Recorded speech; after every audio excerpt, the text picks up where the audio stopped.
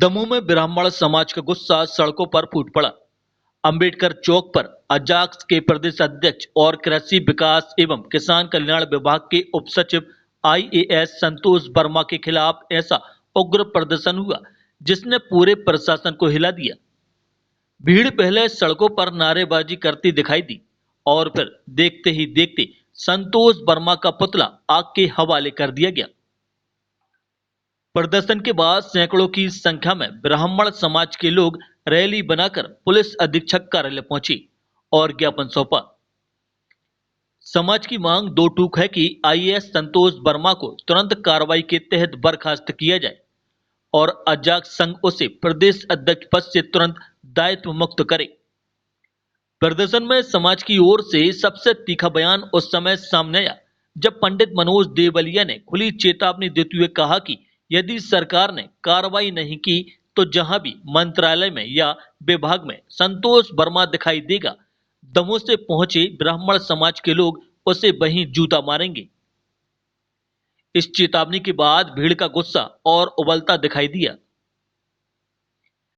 जो ब्राह्मण समाज की बेटियों के लिए अभद्र टिप्पणी की गई है उसके विरोध में आज उसका पुतला जलाया है और शासन प्रशासन से मांग रखी है तो उसको बर्खास्त किया जाए और उस पर एफआईआर दर्ज की जाए। और अजाक संघ से भी निवेदन है कि उसको अपने अध्यक्ष के दायित्व से मुक्त करके जो एक समाज की बहन बेटियों का सम्मान नहीं कर रहा है ऐसे व्यक्ति को अलग किया जाए।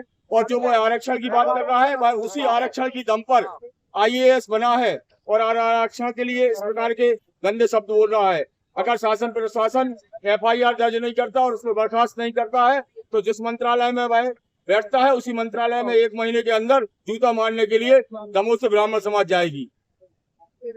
विवाद तब शुरू हुआ जब भोपाल में आयोजित जनजातीय प्रांतीय अधिवेशन में आईएएस संतोष वर्मा द्वारा कथित तौर पर ब्राह्मण समाज और उनकी बेटियों पर आपत्तिजनक और असंवैधानिक टिप्पणी की गई। यह बयान अब प्रदेश भर में विरोध का कारण बना हुआ है और आज दमोह में इसका सबसे तीखा रूप देखने को मिला। प्रदर्शन के दौरान पंडित नित्या प्यासी ने आरोप लगाए कि प्रदेश और जिले भर में लगातार ब्राह्मण समाज को टारगेट किया जा रहा है और चेतावनी दी कि यदि प्रशासन ने इस मानसिकता वाले अधिकारी पर मामला दर्ज नहीं किया तो विरोध और उग्र होगा। बुद्धिमानता, सहनशीलता और धैर्य का उदाहरण है ब्राह्मण। ब्राह्मण से एक शब्द नहीं, जब आप कठोर तपस्या करते हैं, ज्ञान अर्जित करते तब हम ब्राह्मण बनते।